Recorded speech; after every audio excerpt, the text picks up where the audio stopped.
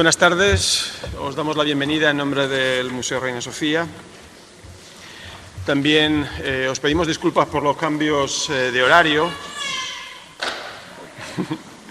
Hay una luz súper fuerte aquí, ¿no? Sí, pero creo que es inevitable porque es el foco de... Vale, bueno, ahora lo vamos a... se debe el cambio a que esta mañana se celebraba la universidad en la calle y el Museo Reina Sofía, además de un museo, también quiere ser una institución educativa. Albergamos distintos programas de posgrado y queríamos también de alguna manera participar en esta manifestación. Y por eso veis allí que era a las 12 y ahora ha aparecido a las 7:30. Por lo tanto, nuestras disculpas.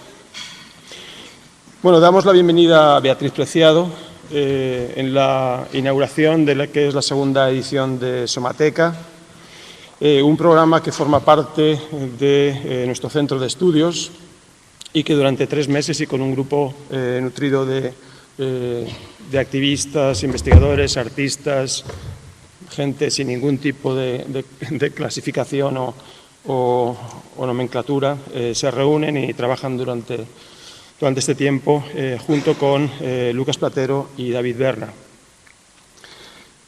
El título en esta ocasión es Vivir y resistir en la condición neoliberal y de alguna manera esta charla de hoy, esta ponencia de hoy es como una especie de introducción.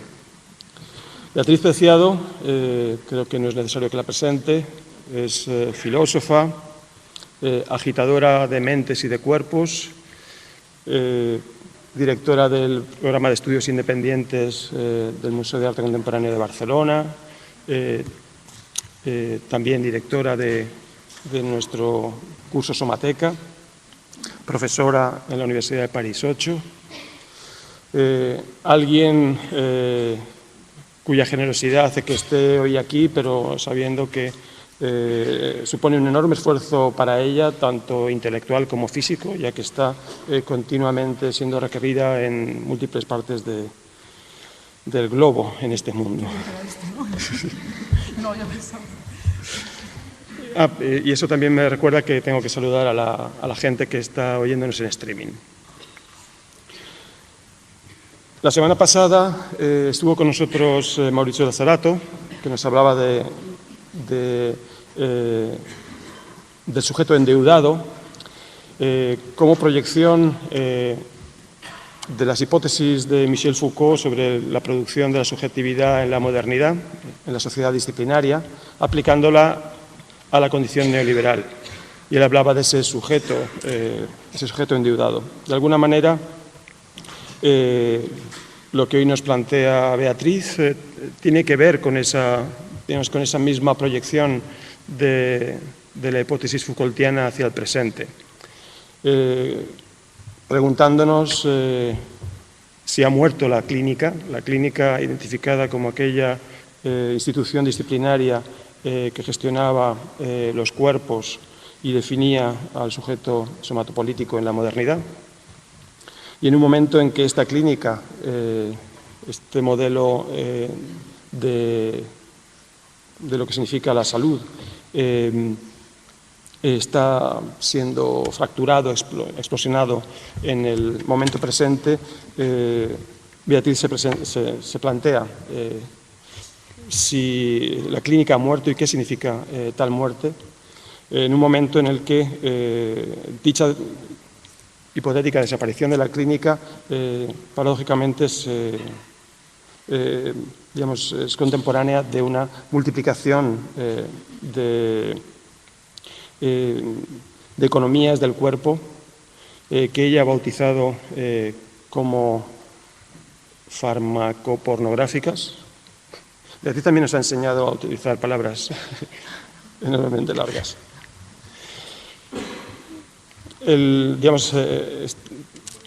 Esta argumentación viene simultáneamente matizada por una investigación de cuáles son las formas de vida y de resistencia en esa propia condición neoliberal.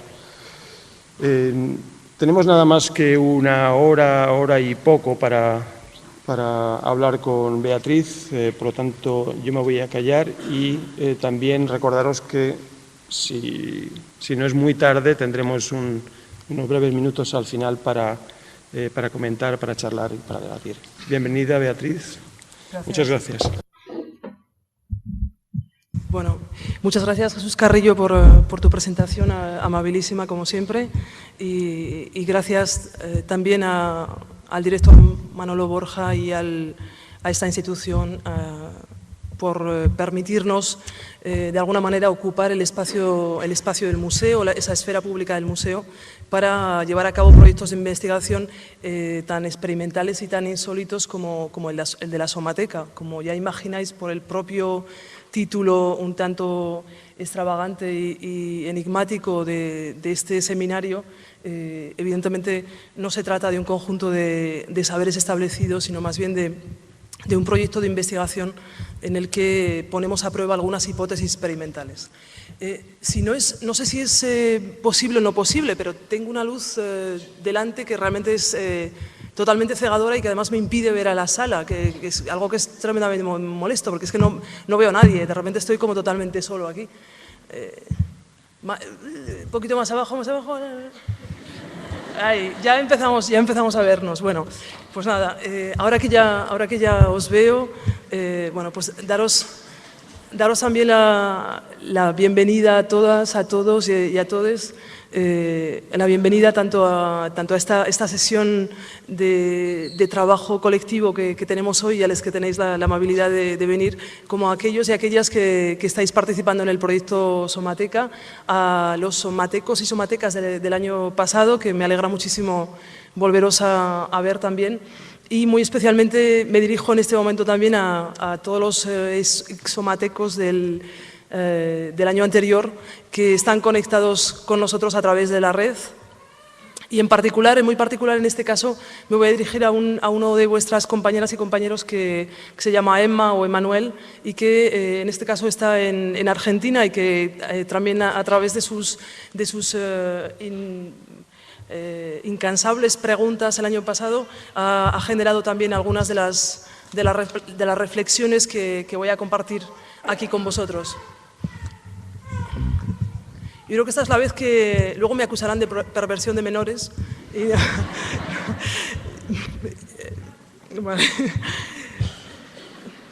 Porque es la primera vez que oía, ¿no?, un llanto infantil y ya sabéis estas cosas, ¿no? Luego el museo dice cuidado con herir la sensibilidad y ya vais a ver que algunas de las cosas que voy a intentar contaros hoy precisamente tienen que ver con modular y transformar eso que entendemos por sensibilidad, por percepción, por afecto y que ha definido el sujeto sexual de la modernidad, al menos desde el siglo XIX, y que está siendo transformado en el siglo XX y sobre todo en los primeros años del siglo XXI. Bueno, me vais a permitir que, como siempre, intente llevaros de una manera relativamente rápida por un sinuoso camino. La complejidad es que algunos y algunas y algunos de los que estáis aquí habéis hecho un trayecto conmigo en otros espacios de producción de conocimiento colectivo y algunos que estáis aquí, esta es la primera vez que tenéis habéis tenido la desastrosa idea de venir a las 7:30 de un sábado a escuchar lo que yo os voy a contar, porque a veces pienso cómo es posible que la gente esté aquí a las 7:30 de un sábado para preguntarse colectivamente por la muerte de la clínica. Bueno, pues os pido,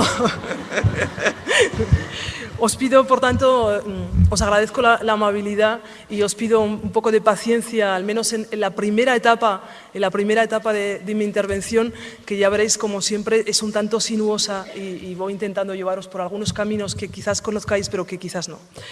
Bueno, como quizás sabéis, en 1963, Michel Foucault escribe El nacimiento de la clínica, lo que él llama una arqueología de la mirada médica. Entre 1963, en ese momento, y 1975, Michel Foucault va a delinear a grandes trazos una historia de la sexualidad, va a explicitar eso que él llama un dispositivo de la sexualidad, que según él había producido el sujeto sexual moderno, y ese dispositivo de la sexualidad, para Foucault, formaba parte de un conjunto de instituciones, o si queréis, se desplegaba en un conjunto de instituciones disciplinarias médico-jurídicas de las que la clínica, su mirada médica, su mirada disciplinaria y su taxonomía de la sexualidad eran, si queréis, paradigmáticas, formadoras de ese sujeto de la modernidad. Ese análisis que lleva a cabo Foucault, como sabéis bien, en parte tiene que ver con analizar las mutaciones de esas instituciones médicas y médico-jurídicas entre los siglos XVII y los siglos XIX. Y sobre todo es un análisis tremendamente centrado en las instituciones centroeuropeas del siglo XIX. Podemos decir en parte que el sujeto y el cuerpo moderno es un cuerpo moderno disciplinario que Foucault había imaginado como dócil, ya veremos que luego en realidad no es tan dócil como parece. Y fijaos, uno de los elementos que van a ser centrales para Foucault en su análisis de la clínica y de ese aparato disciplinario que va a producir el sujeto sexual de la modernidad es que funciona con lo que él llama un sistema de verificación, es decir, un sistema semiótico técnico, un sistema de producción de verdad. Se trata de una articulación de discursos y de representaciones en los que un enunciado puede tomar valor como verdadero o como falso. Es decir, lo que está haciendo Foucault, fijaros, es desplazar la noción tradicional de verdad y prestar atención a lo que él va a llamar los aparatos de verificación, que se construyen y se modulan históricamente.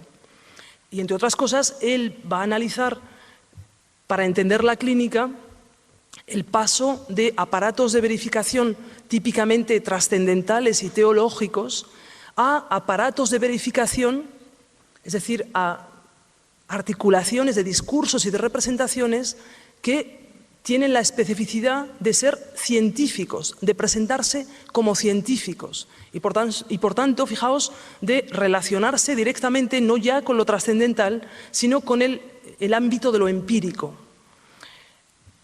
Esto, siento deciros esta parte como un tanto farragosa y filosófica, etcétera, pero ya veréis que va a ser absolutamente crucial para entender la transformación de la subjetividad sexual en la condición neoliberal.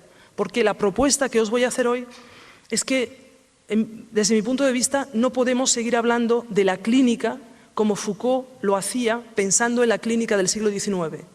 Entre otras cosas, porque, y esta será mi propuesta, el aparato de verificación, el conjunto de discursos, de representaciones que permiten decir que un enunciado es verdadero o falso, y por tanto ya vais a ver que permiten afirmar la verdad del sujeto sexual, han cambiado radicalmente.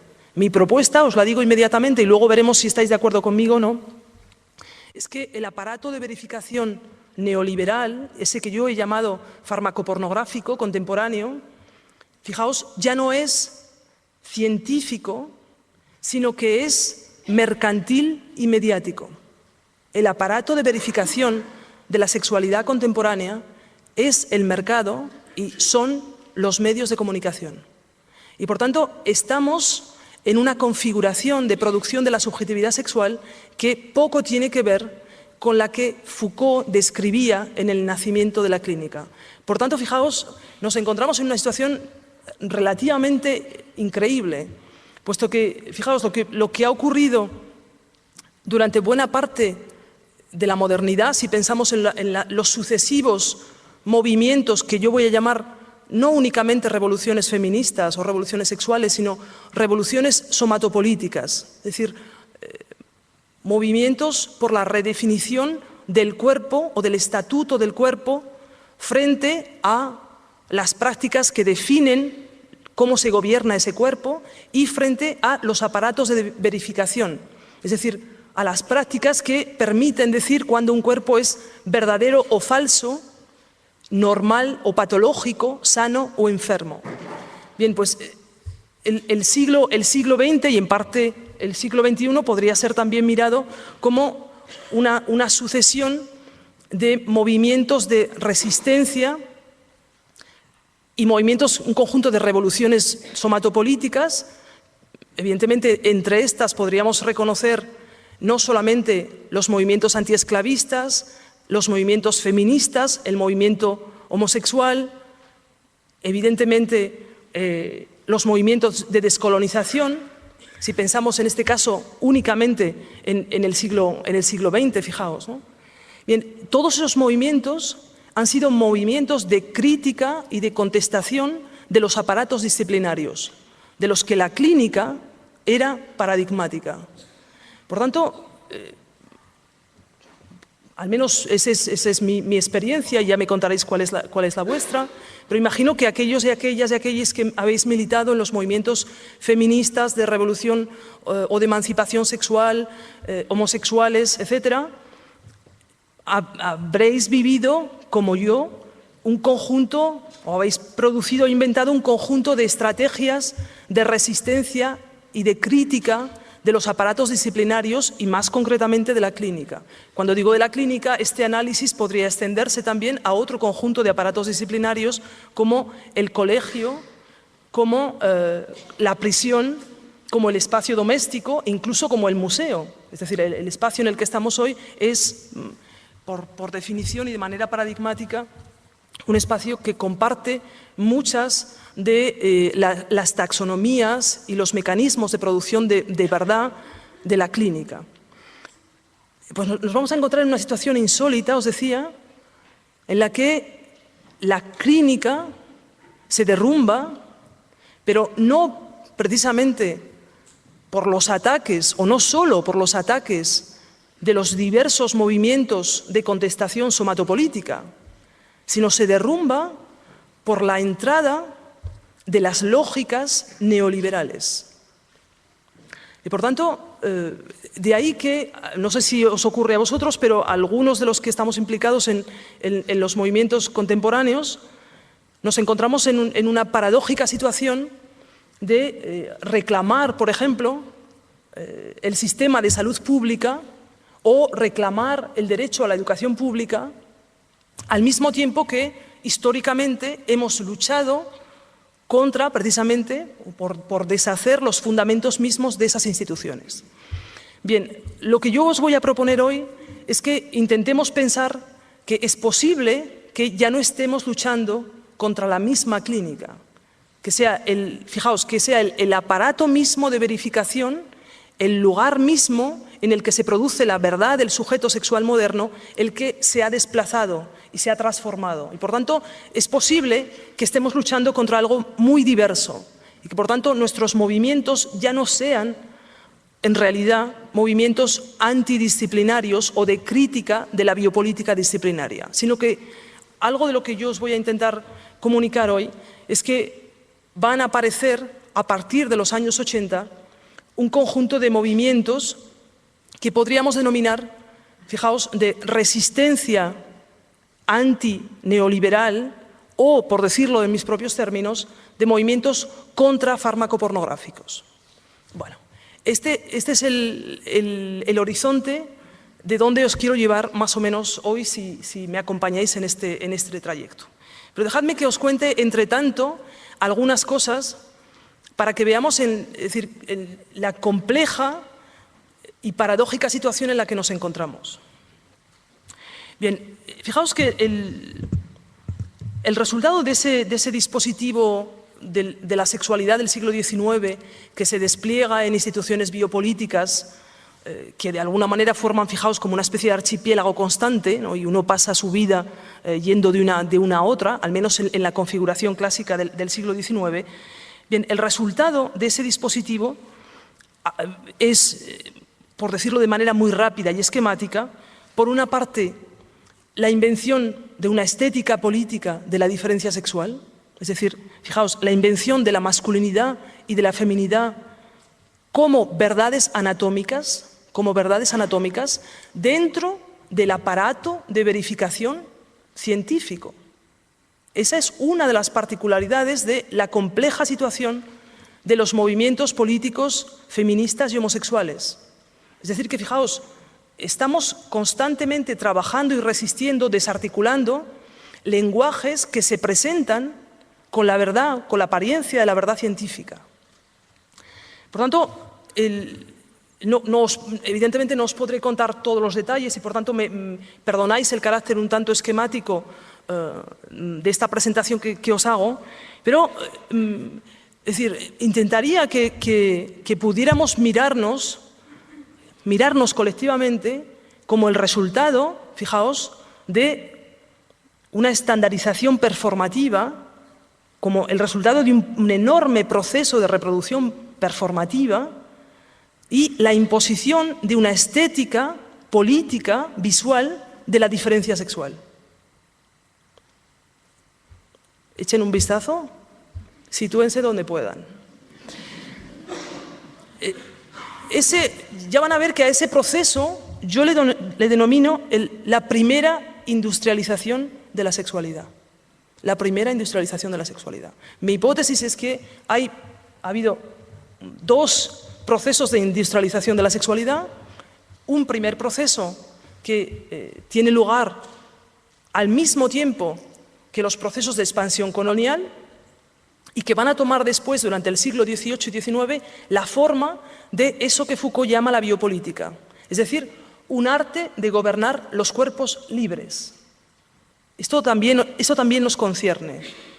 De manera que nos concierne, puesto que, fijaos, cuando de algún modo uno se adecúa a la estética de la diferencia sexual, piensa que lo hace de manera evidentemente libre. Fijaos que el cuerpo es, como última de las cápsulas biopolíticas, es una cápsula disciplinaria tremendamente interesante y curiosa, porque es la única, frente al museo, frente a la prisión, frente al espacio doméstico, es la única que tiene la voluntad de decir yo, y que por tanto se identifica con los aparatos de normalización que la producen. Esa es una de las dificultades de la resistencia y de la subversión política. Precisamente el hecho de que, vamos, aquí cada uno parece que libremente puede articular su sexualidad. Bueno, la cosa es bastante más compleja. Bien, junto con la aparición de esta estética de la diferencia sexual, y siento deciros, no puedo entrar en detalles, las compañeras y los compañeros y compañeras de la Somateca del año pasado ya están de oírme con mi estética política de la diferencia sexual hasta arriba, y ya os podrán encontrar otros detalles, ¿no? Pero fijaos, al mismo tiempo,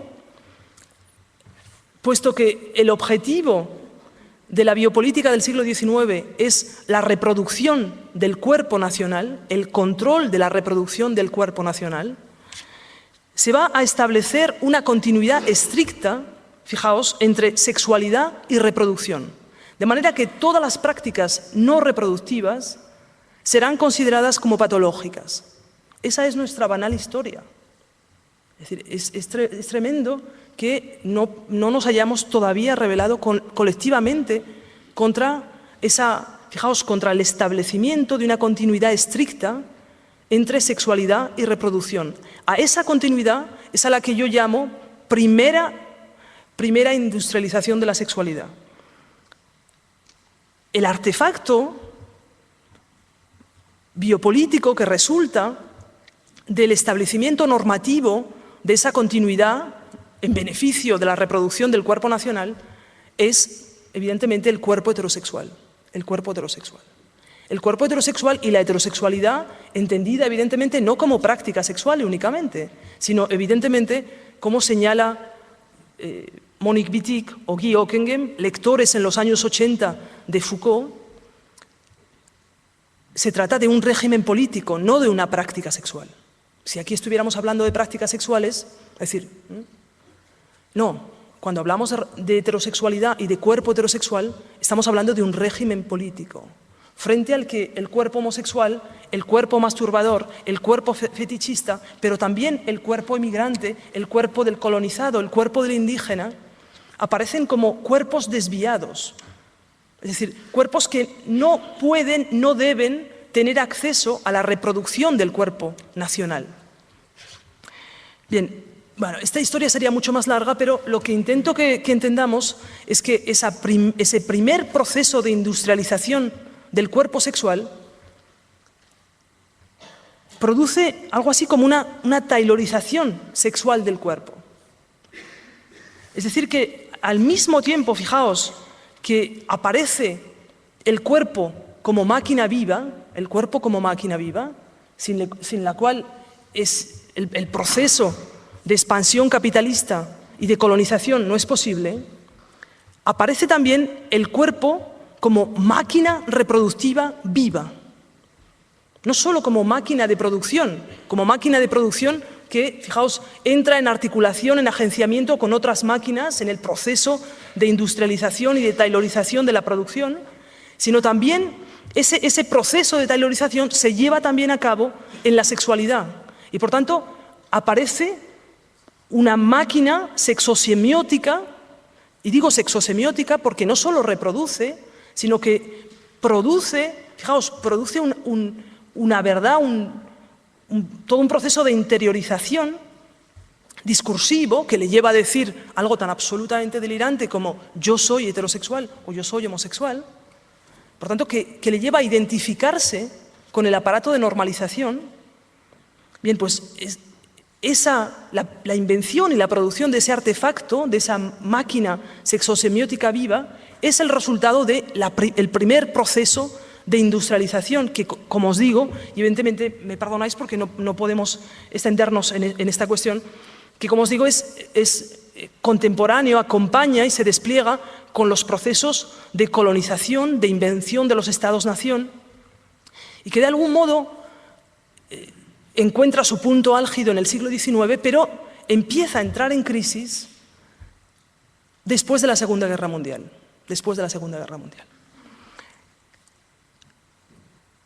Dejadme que os diga un último elemento de este primer proceso de industrialización de la sexualidad que nos inventa como artefactos reproductores vivos.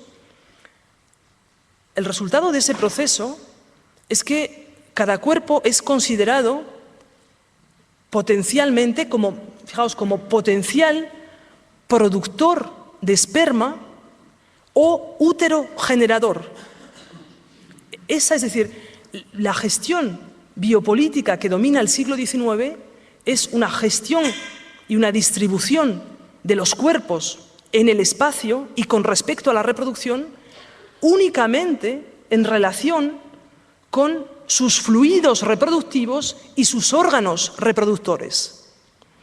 Fijaos que, por tanto, las posteriores revoluciones somatopolíticas serán movimientos en los que, por ejemplo, las mujeres, en el sentido histórico del término, es decir, el sujeto biopolítico mujer inventado como ficción viva, llegará un momento que diga, como sujeto político, excedo mi útero reproductivo. Mi subjetividad no puede reducirse a ser útero reproductor. Bueno, esa será una de las quiebras fundamentales, una de las críticas fundamentales precisamente de ese aparato clínico que va a llevar a cabo esa primera industrialización de la sexualidad. Bien. Olvidamos a menudo, evidentemente, no solamente los procesos de colonización, de los que no os hablaré hoy y veréis por qué, porque mi urgencia en este momento, ya vais a ver, es otra. Olvidamos que junto a la invención de este artefacto, esta máquina reproductiva, sexosemiótica, viva, que somos, dicho, es decir, cuando digo máquina no imaginéis nada rarísimo, es decir, se trata de un conglomerado de discursos, de prácticas, de técnicas del cuerpo, que además tiene la curiosa capacidad de decir yo. Bueno, pues estamos frente a una máquina, por eso digo sexosemiótica, porque no solamente es una máquina reproductiva, sino que además semiotiza el proceso de reproducción.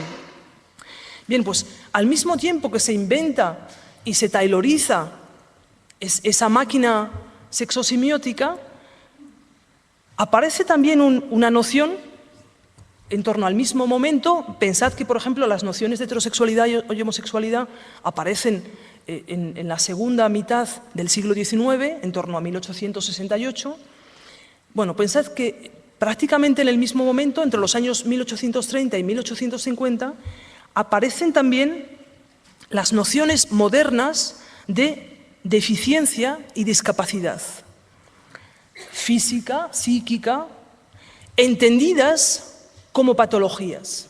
El proceso que va a llevar a la invención de la discapacidad es realmente interesante y, en parte, fijaos, empieza ya a abrir algunas brechas en la taxonomía de la clínica, puesto que lo que caracteriza a la deficiencia y a la discapacidad es que no son enfermedades, precisamente no son enfermedades, puesto que no tienen, en sentido estricto, cura, sino que son condiciones crónicas.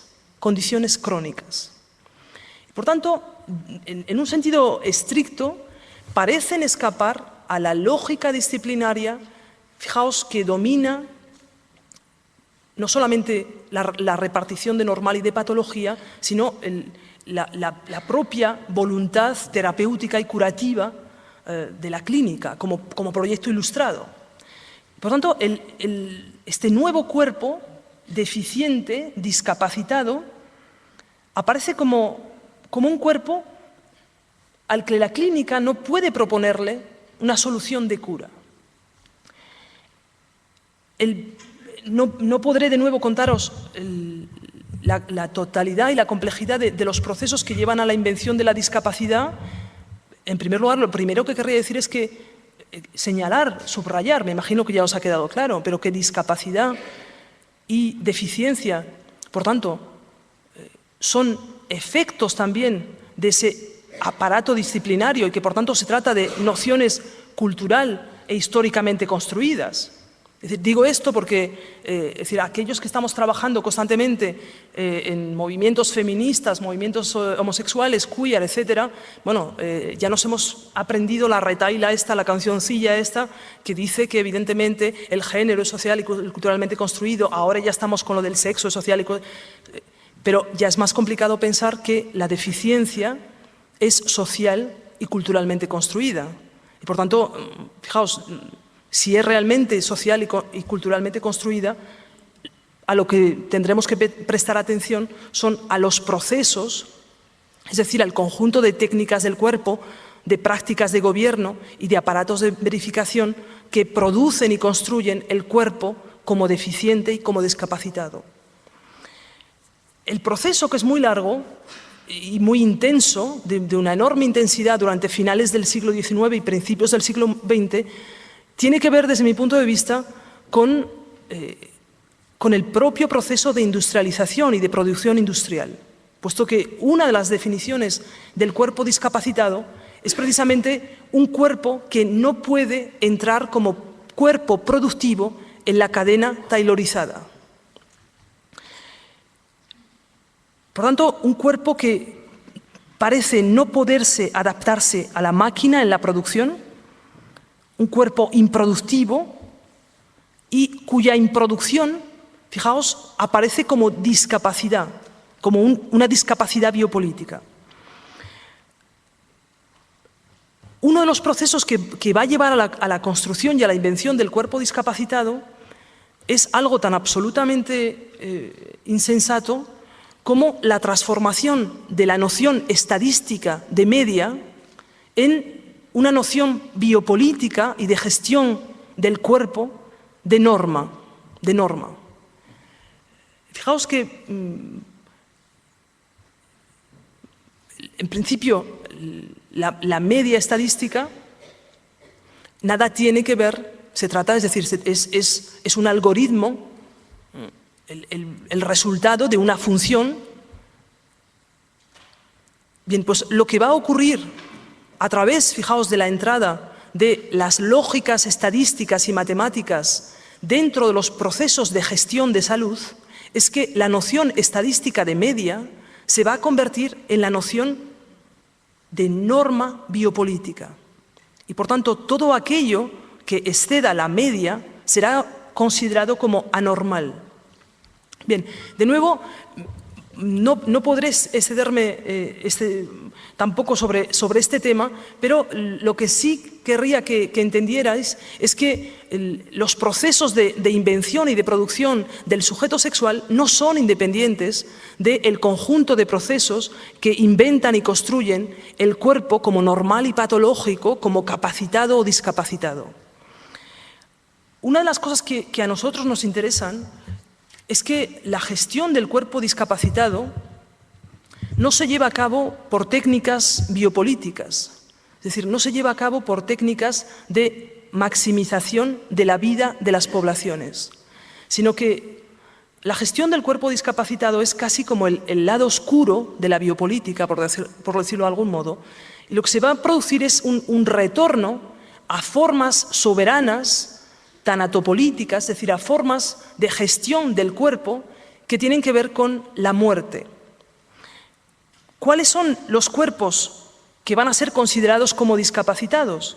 Y por tanto, fijaos, lo que intento es que veamos que ese conjunto de nociones, incluso la noción de feminidad en sí misma o la noción de homosexualidad, pertenecen en el siglo XIX a taras, es decir, son consideradas como taras patológicas que deben ser eliminadas en beneficio de la reproducción del cuerpo nacional sano. Y que lo que vamos a ver como movimientos de revolución somatopolítica posteriores, fijaos, es un proceso, un enorme proceso de despatologización del cuerpo.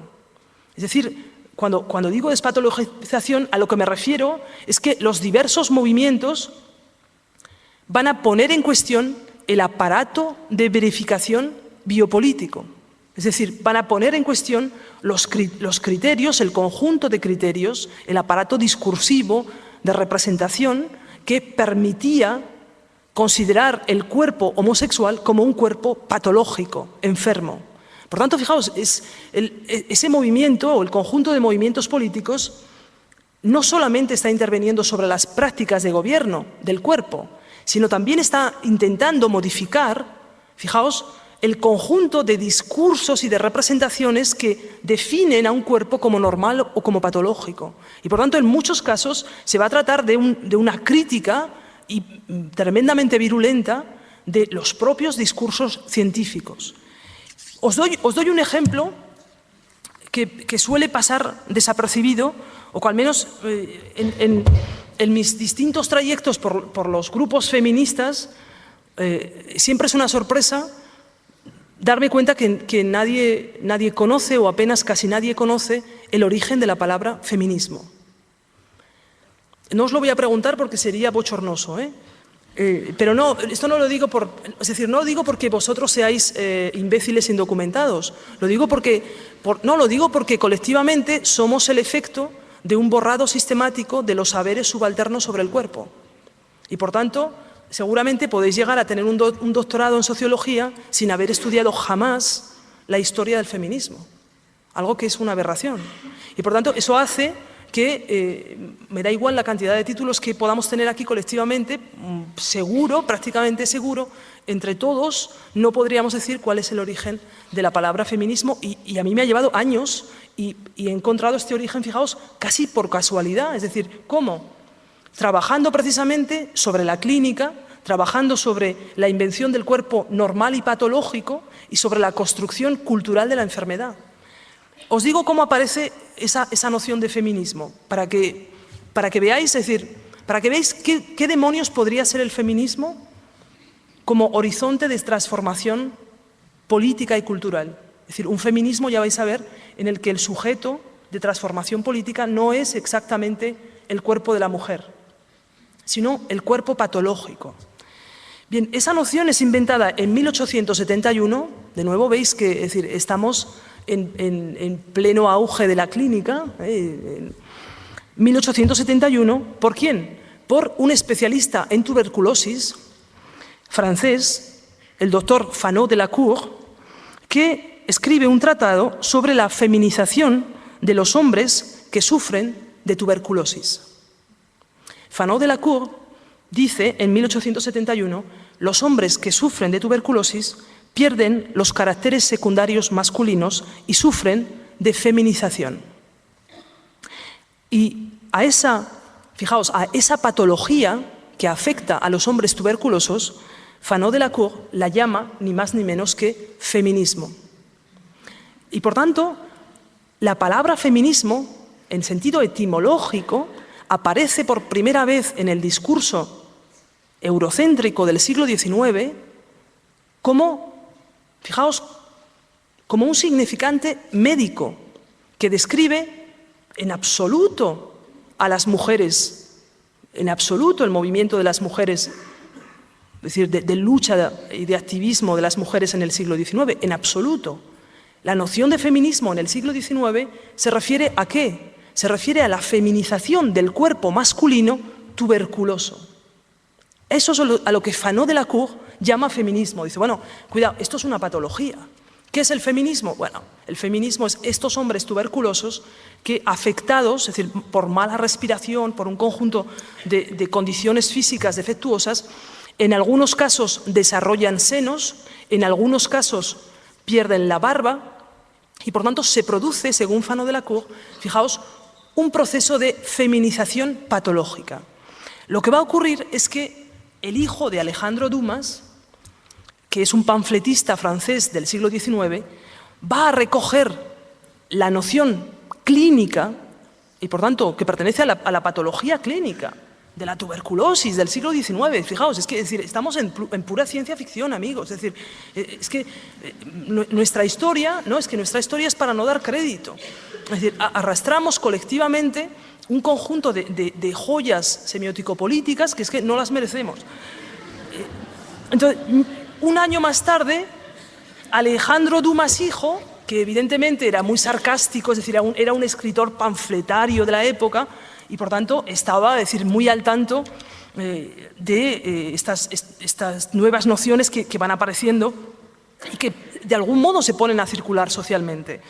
Y fijaos, lo que va a hacer es utilizar por primera vez la palabra clínica feminista, es decir, esa palabra que se refiere únicamente al tuberculoso afeminado, es decir, me perdonáis, utilizo la nomenclatura clínica de ese momento, para referirse a los hombres que defienden la causa de las mujeres en defensa de sus derechos políticos.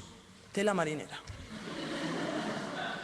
Es decir, etimológicamente, los feministas son tuberculosos afeminados y en un segundo momento se van a convertir en ¿qué? En aquellos hombres que, claro, se feminizan, es que, perdonadme por el francés, se feminizan. ¿Cómo se feminizan? En contacto y defendiendo los derechos de las mujeres en el movimiento, fijaos, concretamente de sufragistas. Bueno, pues esa es parte de nuestra historia. Esa es parte de nuestra historia. Es tremendo que, como feministas y feministas que somos, digo feministas y feministas, es decir, aquellos hombres afeminados que defienden la causa de las mujeres en la esfera pública. No entiendo por qué no hay más feministas. Es decir, cada año en la Somateca, ya sabéis que yo no creo en la diferencia sexual, por tanto, me da igual que haya 25 hombres es decir, nombres masculinos que 25 nombres femeninos. Pero bueno, constato que al menos en términos biopolíticos, es decir, en términos de normalización biopolítica, hay pocos cuerpos que hayan sido asignados como cuerpos masculinos en el nacimiento que lleguen hasta las derivas críticas de la Somateca, ¿no? Bueno, sirva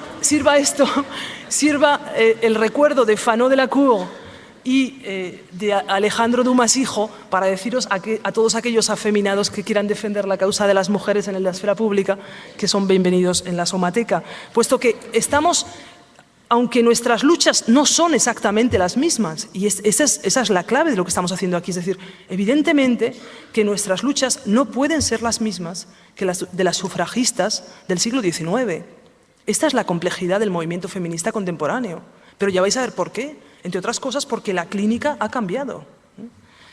Bueno, os digo esto para que los feministas se animen a venir a la Somateca. Si no entraron en la primera edición, ojalá haya una tercera conmigo o sin mí, y que se animen a participar de ese proceso crítico. Bueno,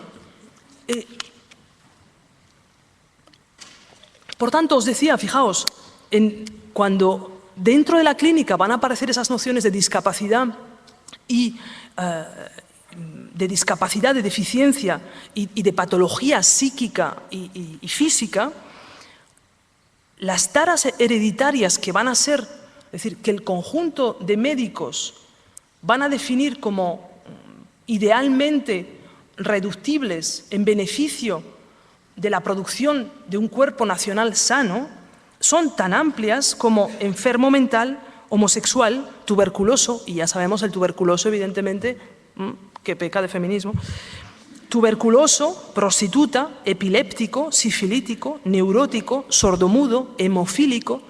Me paro aquí porque la lista, es decir, fijaos, esa es la taxonomía de gestión del cuerpo patológico que está proponiendo el aparato clínico del siglo XIX. Claro, desde ahí nosotros podemos empezar a leer los distintos movimientos somatopolíticos que van a aparecer a partir, fijaos, de finales del siglo XIX, incluidas las sufragistas, como una crítica de esos aparatos de verificación, una crítica de los discursos, de las representaciones y de las técnicas de gobierno que definen el cuerpo normal y patológico. ¿Por qué?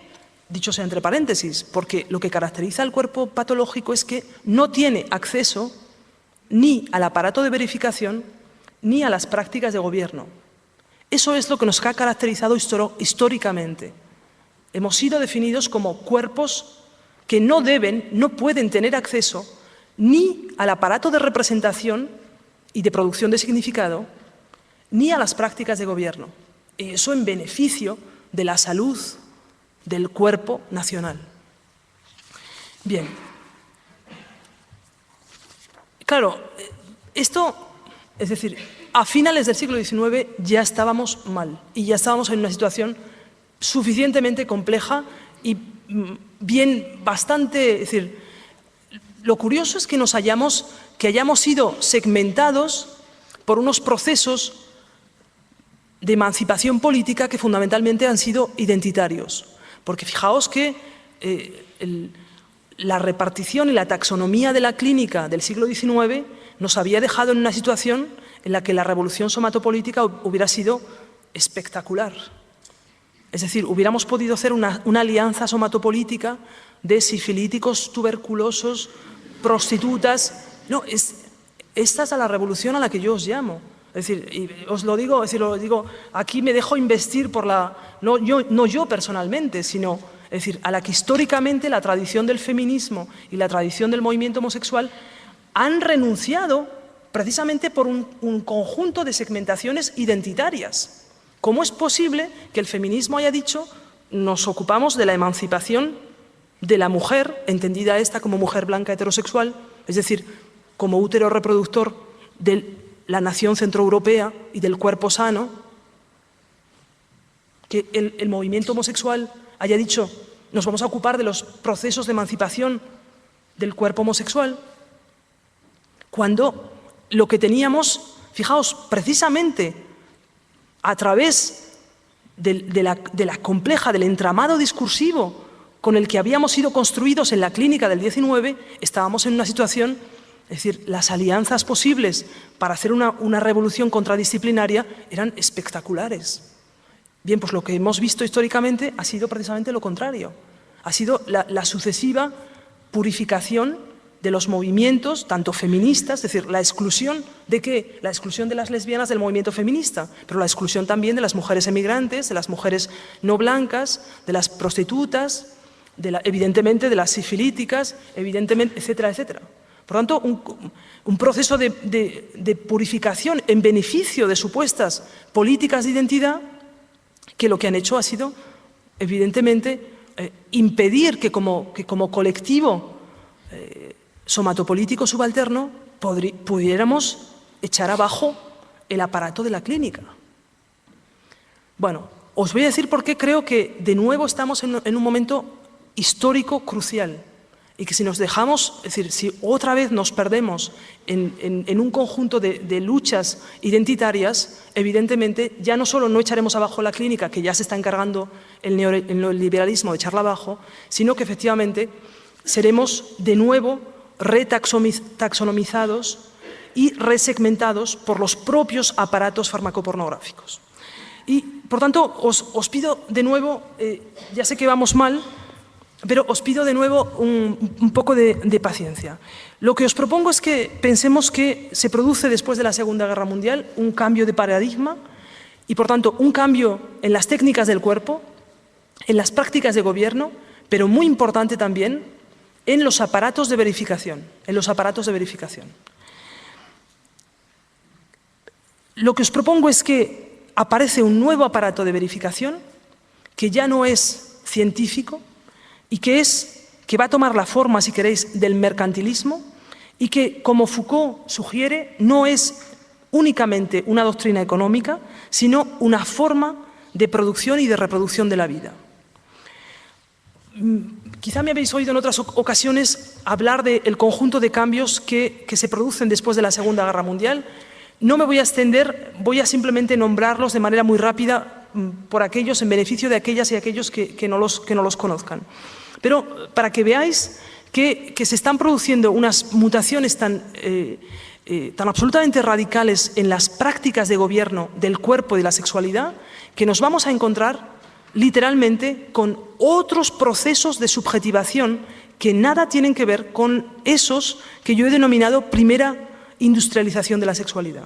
Lo que os propongo es que a partir de la Segunda Guerra Mundial nos encontramos en una segunda industrialización de la sexualidad. Rápidamente, ¿qué ocurre a partir de la Segunda Guerra Mundial? Se inventa la noción de género, ya os lo he contado en múltiples ocasiones, pero en beneficio solamente de nuestra vaga cultura feminista, que sepamos que, de nuevo, la noción de género, exactamente como la noción de feminismo, no la inventan las feministas, sino que la inventa el aparato médico. Más particularmente se inventa en los laboratorios de la Universidad Johns Hopkins en Estados Unidos durante los años 40-50. Y se inventa, entre otras cosas, para gestionar el cuerpo de los así llamados bebés intersexuales. ¿Qué quiere decir esto? De manera también muy rápida. Lo que quiere decir es que el aparato de verificación científica que proponía, fijaos, la existencia anatómica de la diferencia sexual, se está viniendo abajo. Se está produciendo en los años 40-50 una crisis epistémica. Es decir, que lo que ocurre literalmente es que el discurso médico comienza a darse cuenta de que existen un conjunto de cuerpos que no pueden ser reducidos a la diferencia sexual, que por tanto no pueden ser representados, reconocidos con el aparato de verificación de la diferencia sexual. ¿Qué hubiera debido pasar en ese momento? ¿Qué podría haber sucedido? De manera muy clara, lo que podría haber sucedido es que, bueno, pues una crisis epistémica que hubiera llevado a un cambio de paradigma. Por ejemplo, la medicina de los años 50 podía haber decidido que no existen dos sexos, sino que existen 4, 5, 6. Sabéis que hay hoy un debate tremendamente intenso y virulento dentro del propio estamento médico acerca de la existencia de una multiplicidad de variaciones morfológicas, genéticas, hormonales, que no pueden ser reducidas a la diferencia sexual. Bien, esa crisis epistémica, ¿cómo se va a resolver? No se va a resolver con un cambio de paradigma. Y esto es algo que nos tiene que quedar muy claro colectivamente. Es decir, no habrá cambio de paradigma aunque la crisis epistémica sea enorme. Solo habrá cambio de paradigma si colectivamente intentamos modificar las prácticas de gobierno. Es decir, es una historia que os puedo contar en otro momento si nos reunimos en más pequeños grupos o en más grandes o como sea. Es decir, es algo que tenemos que entender. Es decir, hace años que el discurso médico sabe que no hay dos sexos. Os invito a que vayáis a un congreso de intersexualidad. Quedaréis pálidos. los médicos contemporáneos son más constructivistas que yo. Y yo aparentemente soy el exceso absoluto del constructivismo. No, quedo corto al lado de un médico contemporáneo que está absolutamente convencido que evidentemente la diferencia sexual, bueno, no, que hay una multiplicidad cromosómica, genética, morfológica, etcétera, pero que en beneficio del gobierno social y la producción de un cuerpo social gobernable debe ser reconducida a la diferencia sexual. Ese es el discurso médico contemporáneo. Bueno, pues esa debería ser para nosotros hoy colectivamente una de las tareas más importantes. Como feministas dentro del movimiento homosexual, que no entiendo qué hacemos en movimientos separados, amigos. Es que no lo comprendo. Es decir, no entiendo por qué no podemos formar un movimiento de rebelión y de resistencia somatopolítica transversal, que nos permita precisamente luchar de manera eficaz contra este aparato de verificación absolutamente violento y abusivo, que es el de la diferencia sexual, que nos permita luchar, fijaos, contra la normalización del cuerpo como cuerpo válido, pero, es decir, a través de alianzas colectivas que no se van a poder resolver en lógicas de identidad, que tendrán que resolverse, fijaos, a través de un conjunto de estrategias y de afinidades sintéticas que tendremos que inventar colectivamente. Bueno, esta cuestión es absolutamente central. No voy a insistir más sobre ella porque espero y confío que cada uno y cada una de los que estáis aquí la conozcáis. El segundo cambio que se va a producir es la invención de un conjunto de técnicas endocrinológicas, químicas, que van a separar reproducción y heterosexualidad. Eso lo que quiere decir literalmente es que la heterosexualidad, tal como la conocíamos y como se inventó como artefacto reproductivo y técnica de gestión de la reproducción en el siglo XIX, ya no existe. Bueno, debe existir, no sé, a lo mejor es posible que haya todavía cuerpos gestionados según aquella lógica. Si los hay, que levanten la mano. La heterosexualidad, tal como la inventa el siglo XIX, deja de existir a partir del momento, fijaos, en el que se inventa una molécula, un conjunto de moléculas que permiten separar heterosexualidad y reproducción. Lo más interesante no es solamente, evidentemente, que la heterosexualidad funciona a partir de ese momento como aparato de gestión político, pero únicamente como parodia, fijaos, únicamente como parodia, en beneficio de esta estabilidad social. No, lo más interesante es que la píldora se convierte en 1960 en la molécula farmacológica más vendida de toda la historia de la humanidad. Más vendida de toda la historia de la humanidad. Lo que quiere decir que el cuerpo sexual ya no es pensado como productor y reproductor, sino que está siendo pensado y construido como consumidor. Y esta es una mutación absolutamente clave. Es decir, creo que, no sé si os habéis imaginado y os habéis pensado, no tanto como productores y reproductores, sino como consumidores. Ese es el estatuto de la sexualidad contemporánea. Somos consumidores farmacopornográficos y solo accesoriamente productores y reproductores, puesto que es decir, la reproducción, ya lo sabéis, y la producción, ambas, han sido externalizadas e idealmente se producen en otro lugar. Esto complica la gestión social y política. Es decir, del mismo modo que la producción está desplazada en Asia, está desplazada a distintos lugares de América Latina, etcétera, etcétera, es hoy también cierto que esos procesos reproductivos idealmente serían también desplazados a otros lugares. Bien. Habría un conjunto fijaos, de mutaciones que podríamos señalar. Una de ellas, evidentemente, es la expansión no solamente de técnicas farmacológicas de separación de heterosexualidad y reproducción, sino la invención y la expansión de todo un conjunto de técnicas de reproducción asistida. De nuevo, un conjunto de técnicas para las cuales el aparato de verificación ya no es estatal y ya no es fijaos, no es disciplinario, no es la clínica, no es científico, sino para las cuales el aparato de verificación es el mercado. El mercado. Bien. Evidentemente no os puedo contar las ramificaciones vertiginosas de la expansión farmacopornográfica. Pero lo que sí querría deciros, fijaos, no quiero contribuir a una especie de paranoia gigantesca de estamos dominados por lo farmacopornográfico. No, no, no. Porque aquí nadie está dominado por nada. Es decir, este conjunto de formas de gobierno, de técnicas del cuerpo y de aparatos de verificación nos lo hemos inventado nosotros y lo gestionamos nosotros. Esta es la enorme paradoja. Es decir, aquí somos al mismo tiempo sujetos y objetos de gobierno. Por tanto, la cuestión es qué queremos hacer con esos aparatos de gobierno que hemos inventado colectivamente.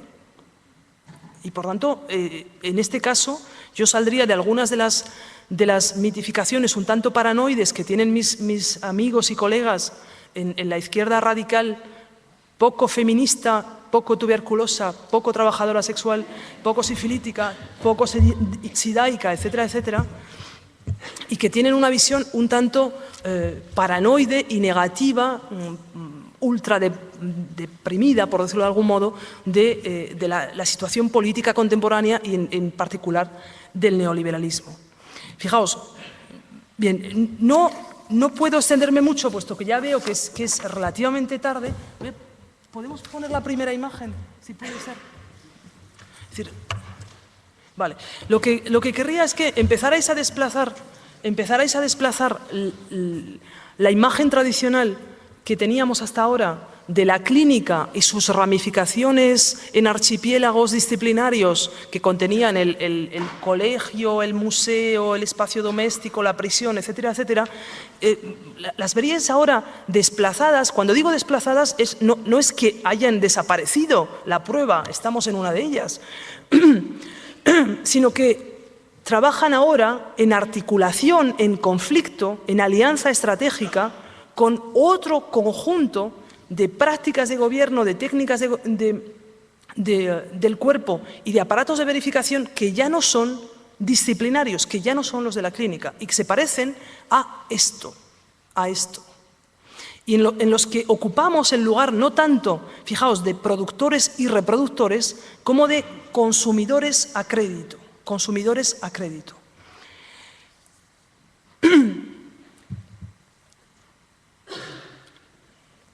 Y digo, para evitar la visión un tanto paranoide, de lo que yo quería hablaros hoy es de dos ejemplos relativamente cercanos y contemporáneos de resistencia antifarmacopornográfica. El primero de ellos tiene que ver con el SIDA, puesto que el SIDA, voy a decir el SIDA de momento, es, desde mi punto de vista, la primera enfermedad de la condición neoliberal. Es aquella, fijaos, es la primera pandemia construida, digo construida, no salgáis corriendo y penséis el complot, pensad, es decir, cuando digo construida, es decir, construida como en el agenciamiento y la articulación de ese conjunto de técnicas de gobierno que hemos hecho colectivamente. Eso no quiere decir que haya un complot, que haya nadie concretamente que esté inventando el SIDA en un laboratorio, aunque todo podría pasar, pero no es eso lo que yo os estoy diciendo. Os decía, el SIDA es la primera enfermedad de la condición neoliberal, aquella que de manera más explícita inaugura la condición y la gestión farmacopornográfica, es inventada como gestión política, como técnica de gestión política, al mismo tiempo por la televisión. Es la primera enfermedad cuyas representaciones y cuyo aparato de verificación es televisual. Esto es insólito. De nuevo, no tenemos mucho tiempo para hablar de ello, pero pensad en las complejidades de ese estatuto. Y no solamente televisual, es farmacológico. ¿Qué quiere decir? Que los grandes debates en torno al SIDA no tienen lugar, fijaos, como debates puramente científicos, sino que tienen lugar como debates de intervención y comercialización farmacológica. De hecho, lo primero que... Sabéis que el SIDA no es una enfermedad, espero que lo sepáis, porque hay quien no sabe, es decir, no es una enfermedad en el sentido estricto del término, sino un síndrome. Es un síndrome, es decir, un conjunto de afecciones que tienen que ver con un estatuto viral. Como sabéis, cómo se detecta y cómo aparece el SIDA, el principio de los años 80, entre otras cosas, a través de la estandarización de un test farmacológico que se denomina ELISA, que va a convertirse en un test obligatorio en algunos contextos y que va a definir el estatuto serológico, independientemente de una condición, fijaos, de cuerpo normal o patológico. Es decir, el cuerpo no está enfermo, sino que tiene un estatuto serológico positivo o negativo. Por tanto, fijaos, lo interesante es que este síndrome, que aparece, insisto, fijaos, 1981, ¿qué está ocurriendo en 1981?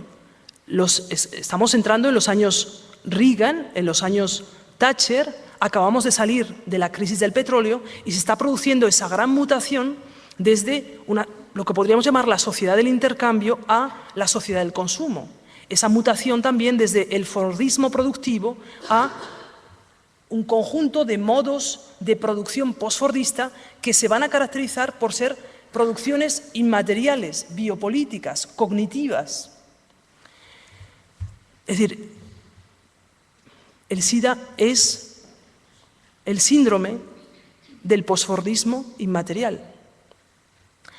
Y lo curioso es que el SIDA viene a recubrir un conjunto de figuras subalternas que estaban empezándole a estaban escapándose de la clínica del siglo XIX. Fijaos, esta es la clave. ¿Por qué? Porque fijaos que ¿a quién afecta supuestamente lo que se llamó el cáncer gay en los años 80? Afecta a lo que se conocía en el momento en inglés por las 5 H's. Eran el hemofílico. ¿El hemofílico? Anda, el hemofílico. Hombre, el hemofílico estaba en la lista de cuerpos que debían ser esterilizados en beneficio de la mejora del cuerpo nacional. Pero no solamente el hemofílico, el haitiano, y ya veremos después, o no lo veremos hoy, pero lo podríamos ver, que, fijaos, África se va a convertir en una noción médica para definir la pandemia, es decir, ya no en un territorio, sino una noción médica que va a definir la propia pandemia de SIDA. La tercera H es el heroinómano. Os recuerdo que lo que se está produciendo en la revolución supuestamente sexual de los años 60 y desde finales de los años 50 es sexo, drogas, rock and roll. ¿Vale? Pues bueno, a ver dónde metemos las drogas aquí. Pues mira, qué cómodo. Heroinómano. Y la última H es hooker, en inglés prostituta, es decir, fijaos, cómo volver a atrapar en la retícula de las prácticas de gobierno a la trabajadora sexual que está empezando por primera vez históricamente a enunciar demandas de reconocimiento de su propio trabajo, como trabajo. Bueno, entre ellos quedaría también el animal, puesto que el primate aparece como el lugar en el que emerge la enfermedad. Y fijaos que ahí de nuevo tenemos toda una nueva retícula de ¿qué? De animalidad, sexualidad, discapacidad, drogas, trabajo sexual. De nuevo, fijaos, las coordenadas de gestión política que ofrece el SIDA o que inventa el SIDA en los años 80 está definiendo un nuevo sujeto subalterno, fijaos, transversal, puesto que escapa de algún modo a las lógicas de la diferencia sexual, a las lógicas de la sexualidad tradicionalmente disciplinaria del siglo XIX. Bien, os daré un ejemplo simplemente de lo que me parece una forma de activismo de activismo contrafarmacopornográfico, y espero poder llegar al último ejemplo que os he traído sin que nos echen por la puerta, porque ya veo Jesús que empieza a preocuparse de no nos quedará tiempo para las preguntas, las respuestas y lo demás. Uno de los ejemplos, desde mi punto de vista, más paradigmáticos de un agenciamiento contrafarmacopornográfico es lo que va a ocurrir en los grupos de supuestos enfermos de SIDA que van a formar un conjunto de coaliciones activistas que en los primeros años 80 se van a llamar ACT-UP, pero no únicamente ACT-UP, habrá muchos distintos grupos activistas. Fijaos, se va a iniciar lo que podríamos llamar realmente un giro epistemológico que va a marcar los modos de hacer micropolítica en el siglo XXI. Porque lo que va a ocurrir es que los enfermos de SIDA, en sentido clínico del término, rechazan la posición de enfermos y reclaman ser considerados como usuarios del sistema de salud, expertos en el proceso de toma de decisiones, piden intervenir en la producción de conocimiento científico y desafían el funcionamiento de los ensayos clínicos.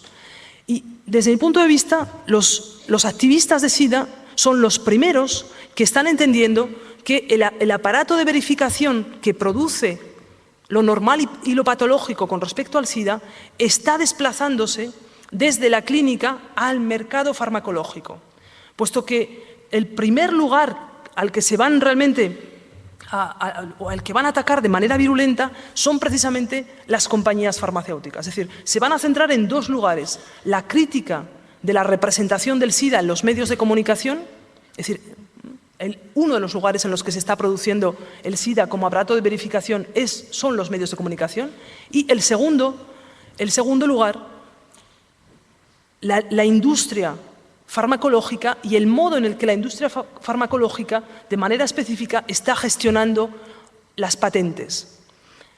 Desde mi punto de vista, esa es una de las líneas profundas de resistencia contemporánea. Todo un movimiento que internacionalmente se va a conocer con el nombre de Treatment Activism, activismo de los tratamientos, un movimiento que demanda la producción de genéricos,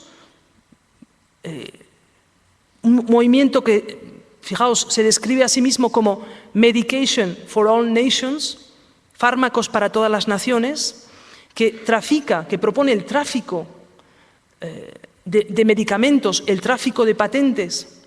Es decir, ahí estáis. Creo que podemos empezar a identificar un conjunto de técnicas de resistencia, de técnicas, fijaos, de subjetivación disidente, que ya no son exactamente las que tenían que ver con la crítica de la clínica del siglo XIX. Bueno, no os diré más, excepto recordaros una de los reclamos de los movimientos de activistas del SIDA de los años 80. Uno de sus reclamos era Open the pill, abramos las pastillas. Hay que abrir las pastillas colectivamente. Ellos lo decían porque habían sido sometidos entre 1987 y 89 a un conjunto de test para utilizar o no utilizar el AZT, que era uno de los medicamentos que se proponían en ese momento como una de las posibles terapias contra el SIDA. Era absolutamente ineficaz, e incluso los efectos secundarios eran terroríficos, pero en ese momento en el que no había ningún fármaco que pudiera tratar los efectos o el conjunto de enfermedades asociadas al SIDA, fijaos, lo que van a hacer los enfermos, los grupos, los colectivos de enfermos activistas, es decir, y espero que entendáis, enfermos activistas, esa es la nueva figura de subjetividad política, enfermos activistas. Eso es lo que somos. Si somos algo, somos enfermos activistas. Es decir, hemos sido construidos históricamente como enfermos y ahora nos redefinimos como enfermos activistas. Bueno, pues fijaros, lo que van a decir ellos es que no se pueden someter a los protocolos científicos que dejarían a la mitad de un grupo tomando un placebo y harían que la otra mitad tomara la molécula activa de AZT. ¿Por qué? Porque si la molécula funciona, la mitad del grupo que está tomando placebo la palma. Y por tanto ellos dicen, nos importa absolutamente nada eso que vosotros llamáis verdad científica. Nosotros lo que queremos es la supervivencia del máximo número de personas. Y fijaos, ¿qué están haciendo? Están haciendo una modificación del aparato de verificación. Están proponiendo otro modo de producir verdad y de producir salud. Están redefiniendo el ámbito de la salud. Y lo que van a decir es, bueno, como ya sabéis que en los ensayos científicos lo que se produce es que hay un ciego del placebo, es decir, el placebo tiene que estar disimulado de tal manera que uno no sepa si está tomando el placebo o la molécula activa de AZT.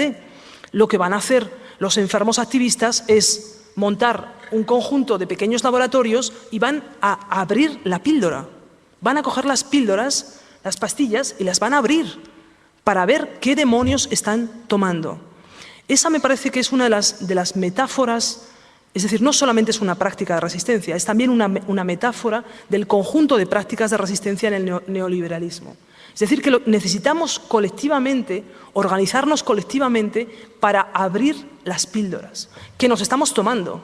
O sea, es decir, que ya no estamos únicamente en la clínica, sino que estamos construidos, producidos como en un conjunto de procesos de subjetivación que tienen que ver con el consumo farmacopornográfico y que colectivamente podemos decir, bueno, vamos a ver cuáles son las píldoras que nos estamos tomando. Eso supone procesos de agenciamiento colectivo, procesos fijaos, de intercambio de conocimiento colectivo. Evidentemente no todo el mundo podrá abrir todas las píldoras. Eso es lo que estamos haciendo aquí juntos. Es decir, vamos a ver si... Por eso estamos aquí, porque de repente decís, a ver si nos abre alguna píldora por ahí. Pues es decir, eso es lo que necesitamos hacer colectivamente.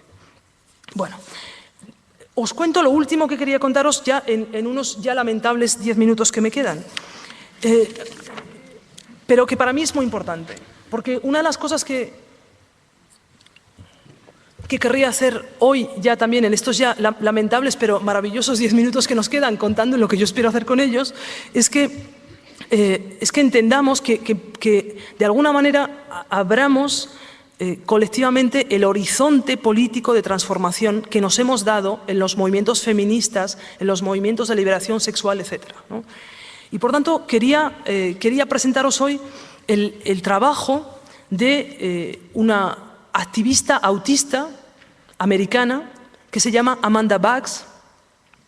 ¿Por qué? Porque fijaos que la noción de autismo va a ser inventada exactamente al mismo tiempo, en la misma clínica, que la noción contemporánea de género, esa que va a servir para, fijaos, para redireccionalizar los cuerpos o reasignar los cuerpos de los bebés intersexuales hacia la masculinidad o la feminidad.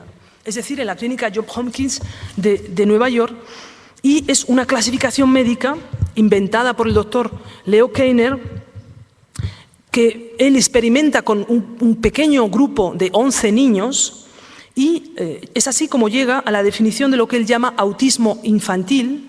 Pocos años después, el austriaco Asperger, que evidentemente os suena también por el síndrome de Asperger, de lo que se conoce hoy como autismo y síndrome Asperger, como una constelación amplia. Bien, pues en esos mismos años, entre 1943 y 1950, Asperger va a definir lo que él llama psicopatología autista. ¿Cómo caracteriza la psicopatología autista tanto Kanner como Asperger?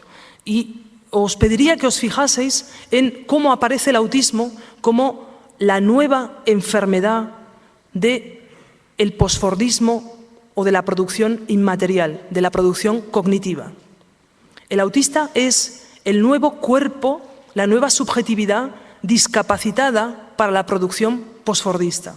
Por eso no ha aparecido antes y por eso es crucial de la configuración de los años 50-60. Primero, rechazo o ausencia de la capacidad lingüística, con lo cual está claro que el autista no podrá ser un productor semiótico. Movimientos de autoestimulación rítmicos que ponen en peligro o que imposibilitan todo contacto social del autista. Trastorno comunicativo que hace que el enfermo no establezca contacto visual apto para la interacción social. Y pensad que las formas de producción que se están poniendo en marcha a partir de los años 50-60, esas formas de producción cognitiva, tienen que ver con la comunicación social, con el intercambio, fijaos, con la producción de beneficio y de capital a través del intercambio comunicativo. Por tanto, es decir, el sujeto autista aparece como el nuevo discapacitado de la producción cognitiva y además es solitario, aislado y no emocional. Por lo tanto, fijaos, otro de los lugares centrales de la producción postfordista, eso que Negri ha llamado poner el cuerpo a trabajar y poner los afectos a trabajar, dicho de algún modo, el autista no tiene afectos que poner a trabajar, no puede poner afectos a trabajar. De modo que el autista aparece no solamente como una patología cognitiva, sino como una patología de lo social, de lo económico y como el límite mismo de lo político. Claro, fijaos que en ese sentido el autista aparece como el afuera constitutivo de lo político. De ahí que, por ejemplo, filósofos que trabajan en el ámbito de la bioética, tan conocidos como Peter Singer y por otra parte tan conflictivos en muchos aspectos que algunos de vosotras y de vosotros conoceréis.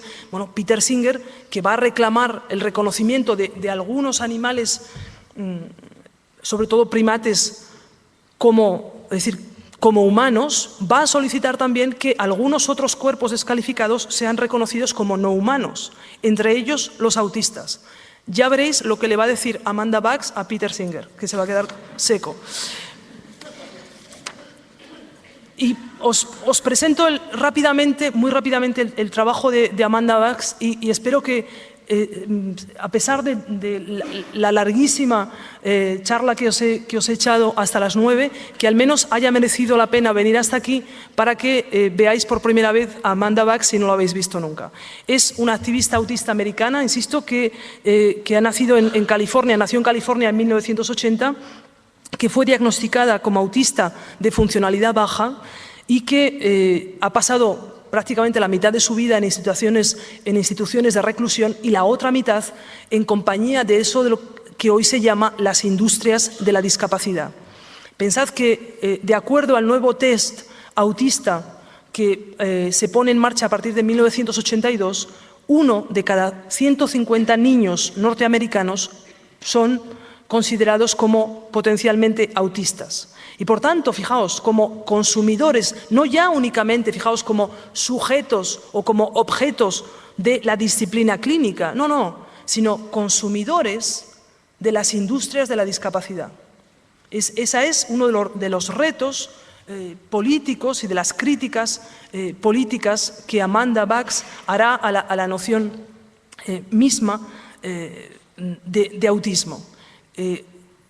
El sistema médico norteamericano considera que cuesta entre 1 millón y 7 millones de dólares capacitar el cuerpo autista, hacer que el cuerpo autista sobreviva y se integre en procesos de capacitación productiva.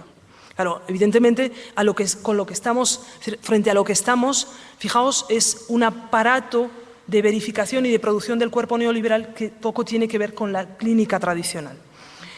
Amanda Bax es hoy una de las figuras del movimiento por la neurodiversidad.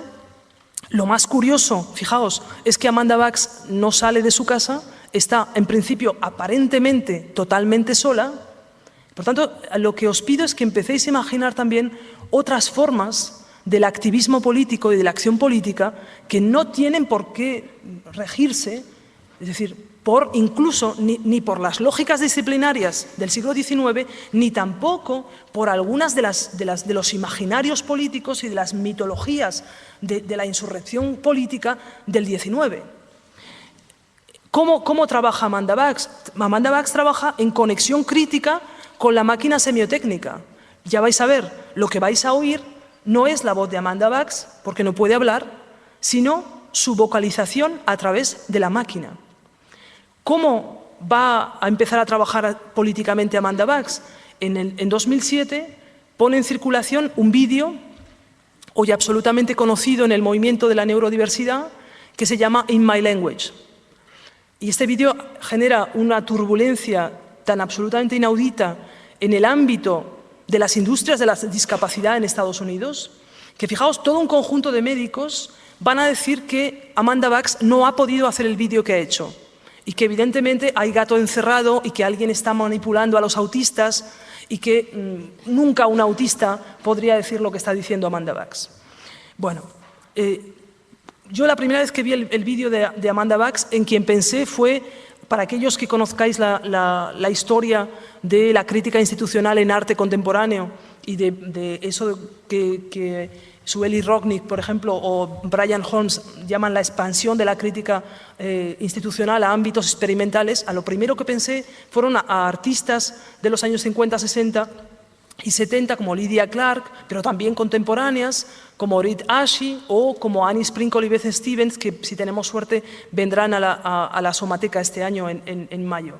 Porque lo que va a proponer, fijaos, Amanda Bucks es un aparato de verificación que pueda tener en cuenta su forma de percepción y de descodificación del mundo, que la reconozca como verdadera y como sana.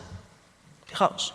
Por tanto, lo que está pidiendo es algo, en principio, tremendamente fuerte y tremendamente extraordinario y de una complejidad enorme, incluso frente a las peticiones tradicionales que venimos haciendo desde los movimientos feministas, transexuales, transgénero, y desde mi punto de vista a lo que más se parece es a los movimientos intersexuales y transexuales contemporáneos, que van a decir, bueno, yo tengo una percepción del cuerpo sexual vivo que no es exactamente la misma, no coincide con la normalizada.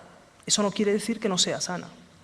Bueno, no digo más, os muestro, ya sé que es muy tarde, pero no puedo mostraros los dos vídeos que había pensado mostraros de Amanda Bucks. Podéis mirarlos por YouTube. Ya os digo, Amanda Bucks es tremendamente conocida y tiene un montón de vídeos, pero os muestro In My Language porque me parece que es una experiencia colectiva que nos merecemos.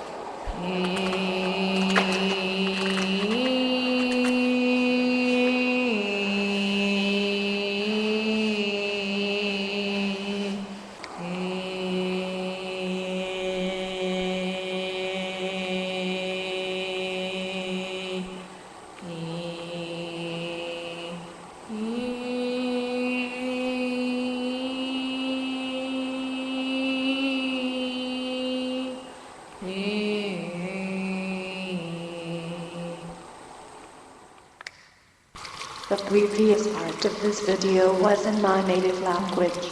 Many people have assumed that when I talk about this being my language, that means that each part of the video must have a particular symbolic message within it, designed for the human mind to interpret.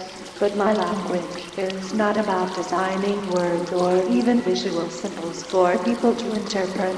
It is about being in a constant conversation with every aspect of my environment, reacting physically to all parts of my surroundings. In this part of the video, the water doesn't symbolize anything. I am just interacting with the water as the water interacts with me. Far from being purposeless, the way that I move is an ongoing response to what is around me.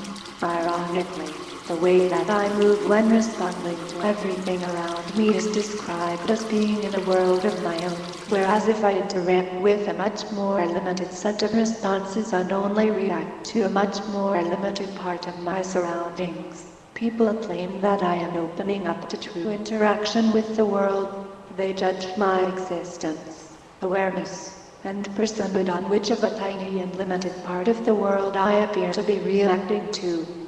The way I naturally think and respond to things looks and feels so different from standard concepts or even visualization that some people do not consider it thought at all, but it is a way of thinking in its own right.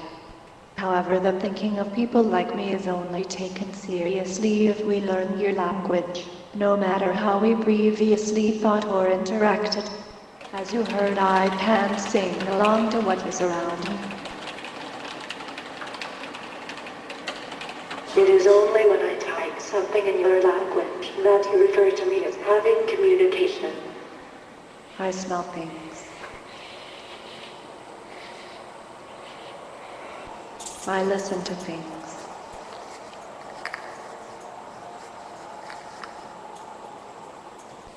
I feel things.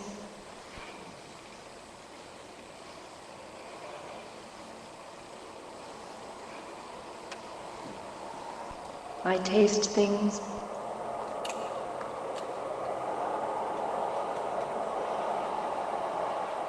I look at things. It is not enough to look and listen and taste and smell and feel. I have to do those to the right things, such as look at books, and fail to do them to the wrong things, or else people doubt that I am a thinking being. And since their definition of thought defines their definition of personhood so ridiculously much, they doubt that I am a real person as well. I would like to honestly know how many people, if you met me on the street, would believe I wrote this. I find it very interesting by the way that failure to learn your language is seen as a deficit, but failure to learn my language is seen as so natural that people like me are officially described as mysterious and puzzling rather than anyone admitting that it is themselves who are confused, not autistic people or other cognitively disabled people who are inherently confusing.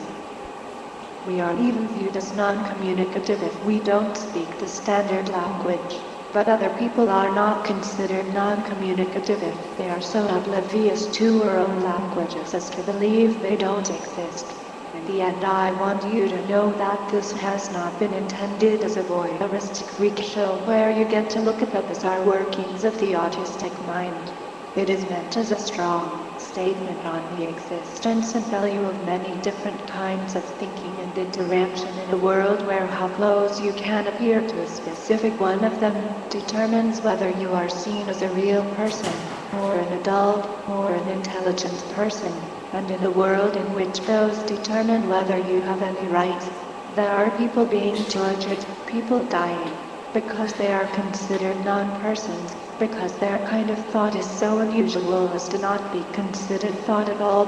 Only when the many shapes of personhood are recognized will justice and human rights be possible.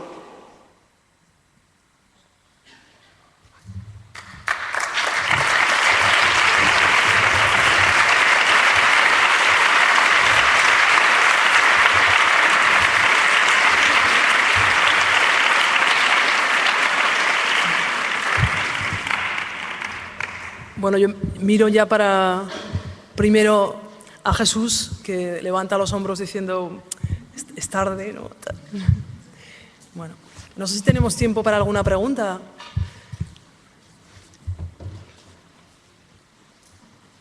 Por ahí hay preguntas.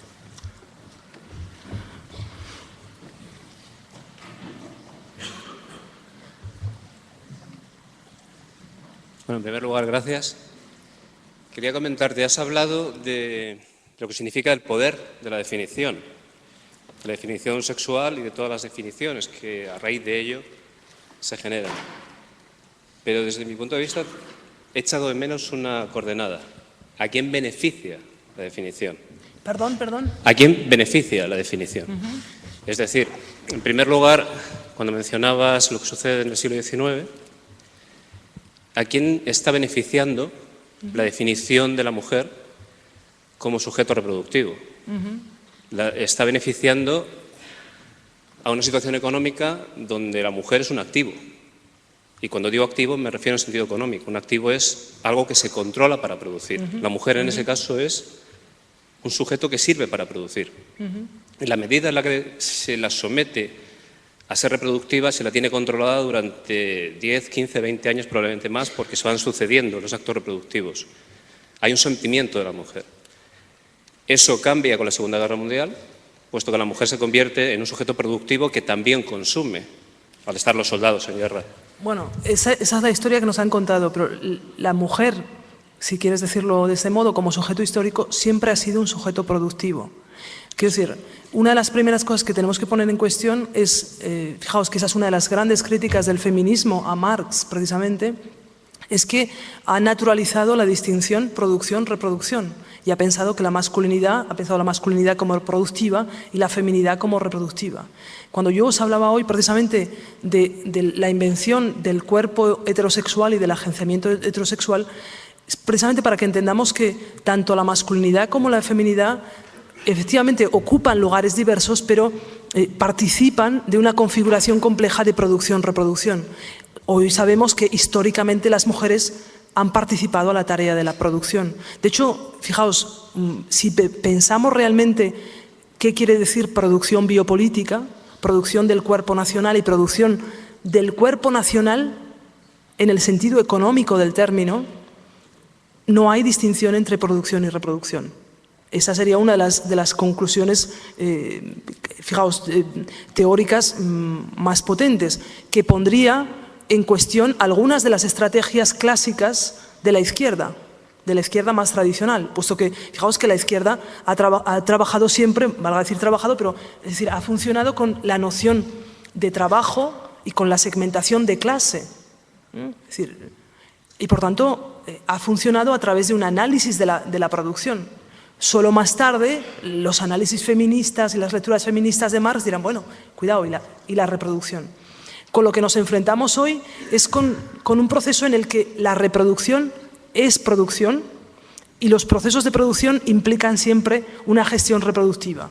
Fijaos, eso es algo de lo complejo que yo os propongo, que os puede convencer o no, esto no, luego ya cada uno aquí, yo entiendo que, por ejemplo, deshacerse de sus aparatos conceptuales más marxistas tradicionales, tal, esto, claro, tiene sus ventajas y desventajas luego, ¿no?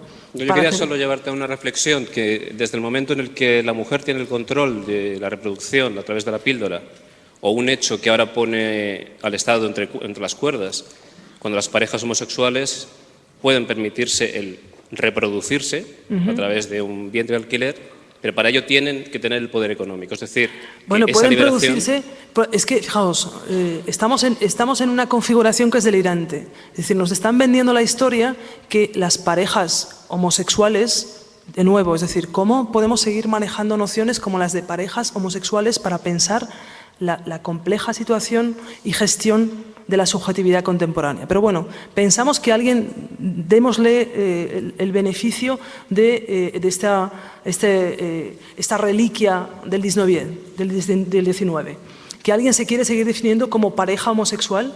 Y fijaos, lo que inmediatamente estamos pensando es que una pareja de homosexuales varones tienen que buscar un vientre de alquiler en el que se lleve a cabo la reproducción. Bueno, cuidado. ¿Por qué no estamos pensando en inventar técnicas de reproducción colectiva disidentes. Yo se lo proponía el otro día a mis alumnos del PEI de Barcelona, que partieron en delirio. Miro por aquí para los que ya han estado en ese contexto. Yo les proponía, vamos a constituirnos en grupo gestor de nuestros fluidos y nuestros órganos reproductivos. Vamos a traer una botella gigantesca, todo el mundo va a meter, es decir, aquellos que sean productores de esperma que metan esperma, aquellos que quieran ser útero reproductivo que se presten, y llevemos a cabo ejercicios de inseminación colectiva. Bueno,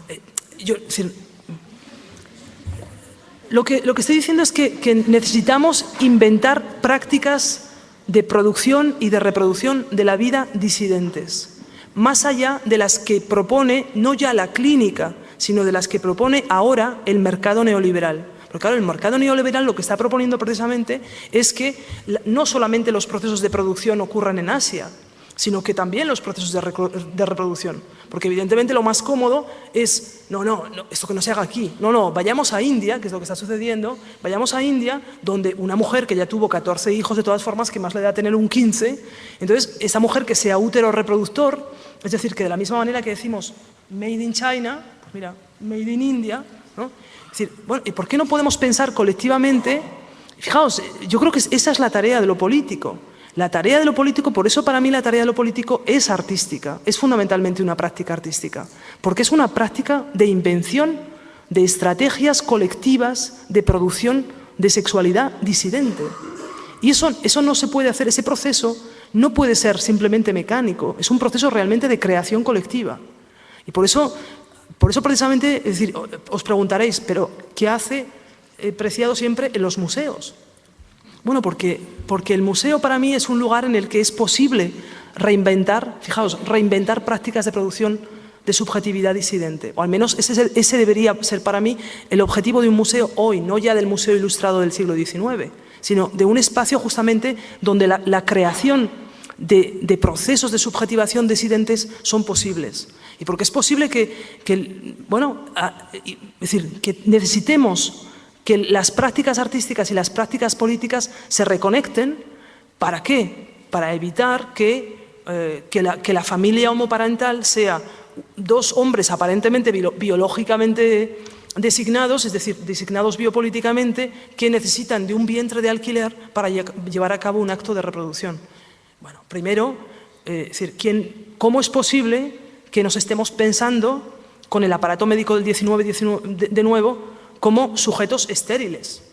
Es decir, todo el mundo sabe, es decir, esto no, a los que estáis aquí, que ya tenéis alguna edad, es decir, yo incluido, todo el mundo sabe que aquellos que eran gays y lesbianas de toda la vida siempre han tenido hijos o han tenido muchos hijos, de diversas maneras, en agenciamientos heterosexuales normativos, mientras que llevaban otra vida por otro lado. Es decir, ¿de dónde hemos sacado esta historia que el cuerpo homosexual es un cuerpo estéril y que tiene que recurrir a un proceso de reproducción asistida? Vamos a darle la vuelta a la historia. La heterosexualidad es un proceso de reproducción asistida legitimado políticamente, porque hemos decidido políticamente que un biopene en una biovagina, eso es un proceso de reproducción natural. Si yo te pido, ponme un poco de esperma en la botella, que ya me lo meteré yo, eso no. Es decir, bueno, eso es un proceso de legitimación histórica. No, a ver, yo digo esto, luego si decidimos hacerlo colectivamente, tampoco seré yo solamente responsable de estas cosas, ¿eh? O sea, quiero decir, no vaya a saber que luego alguien me diga, hemos tenido un hijo tuyo o cualquier cosa, y digo, no, que yo me he librado de estas historias de ser padre o madre, ya, o sea, pero yo creo que esa es la tarea con la que estamos enfrentados, es decir, tenemos que inventar técnicas de subjetivación disidente a las que nos propone no solamente la clínica del 19, que ya no propone casi nada, sino precisamente a las que nos propone la nueva clínica neoliberal, que es así, está haciendo unas propuestas tremendamente agresivas. Antes hablábamos con alguien de la Somateca del año pasado que me decía, me estoy inseminando y tela por lo que estoy pasando. Es decir, bueno, ¿y por qué no colectivizamos el saber que está teniendo lugar en estas nuevas clínicas? O sea, sabéis que ahora, por ejemplo, si uno busca inseminarse en el contexto europeo, acaba en Bélgica, en Barcelona o en Copenhague. De manera que casi uno puede hacer como una cartografía de circulación neoliberal de los fluidos reproductivos, ¿no? Bueno, es decir, ¿pero cómo es posible? Es decir, que no hay esperma en otros sitios, es que no... Fijaos, esa es una de mis propuestas para pensar lo político, fijaos, es que dejemos de pensar el cuerpo y la identidad de manera aislada, es decir, que pensemos, ¿cómo es posible que nos hayamos identificado, fijaos, con esas nociones normativas del siglo XIX hasta tal punto que no podamos hacer una gestión innovadora en el sentido de transformación social de nuestros propios fluidos y de nuestras propias células reproductivas? Bueno, porque claro, es que históricamente, claro, el aprendizaje histórico, fijaos, es que el esperma es un fluido soberano. Esto ya contamos otras historias en la somateca nuestra, pero es decir, el esperma es históricamente un fluido soberano que ha fluido y debe fluir por todas partes y que es un fluido público. Y que directamente esto debería ser chorros que caen del cielo. No, pero es que es así, y esa es la máquina farmacopornográfica.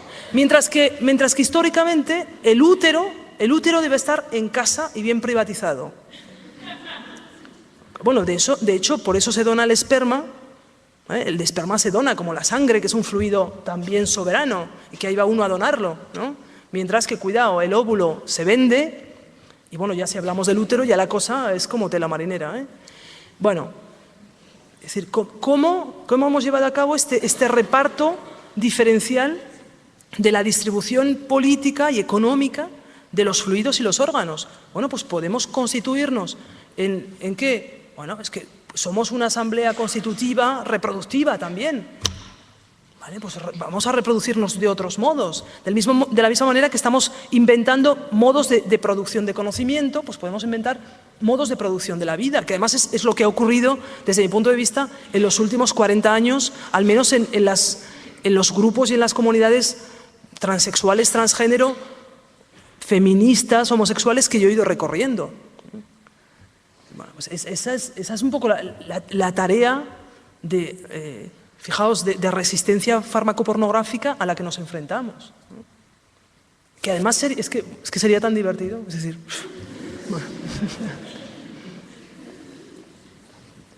Bueno, ya por aquí, por el museo, aunque claro, ya veis que voy dando como alabanzas al museo para que no nos echen, ¿no? Pero ya todo nos indica, porque ya nos deberíamos haber ido a las 9 y ya son 9:20. Una pregunta por ahí. Bueno, estamos hablando de reproducción, nuevas formas de reproducción, y me quedo pensando, me preguntando, la creación, ¿cómo se da la creación de los niños? Creo que por ahí es un punto fundamental, ¿no? La educación, porque la transformación social y de reproducción de todo eso que estamos hablando, cultural, pues yo creo que depende de la educación de los niños, porque vale, vamos a reproducir de varias formas, perfecto, pero ¿cómo vamos a crear los niños? ¿Qué vamos a decirlos? Y qué ellos van a pensar del mundo. O sea, creo que la educación es fundamental para todo este cambio social, ¿no? Para que crezcan pues con otra mentalidad, con un otro punto de vista, y creo que tenemos que pensar sobre esto también de una forma más fuerte para que nuestros ansios se pueda, o sea, cumplirse, ¿no? En una escala más social, más todavía mayor. De acuerdo, es que es lo mismo históricamente que hemos hecho con el niño, cuando hemos inventado el niño. Lo hemos excluido del ámbito de lo político.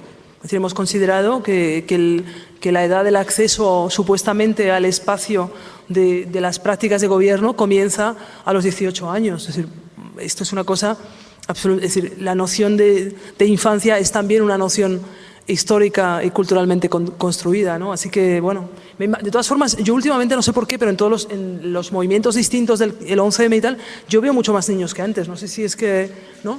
Me da la impresión que algún tipo de transversalidad rara ya está empezando a circular por ahí, ¿no? Bueno, ya veo que la gente se va levantando. Ya Jesús, que nuestro director de programas públicos, ya nos ha abandonado directamente, ¿no? Ya en desesperación. Así que, bueno, agradeceros vuestra paciencia hasta ahora y simplemente reinvitaros a que nos encontremos de nuevo cuando vengan Annie Sprinkle y Beth Stevens en mayo, y será una ocasión que quizá podamos hablar de nuevo. Gracias.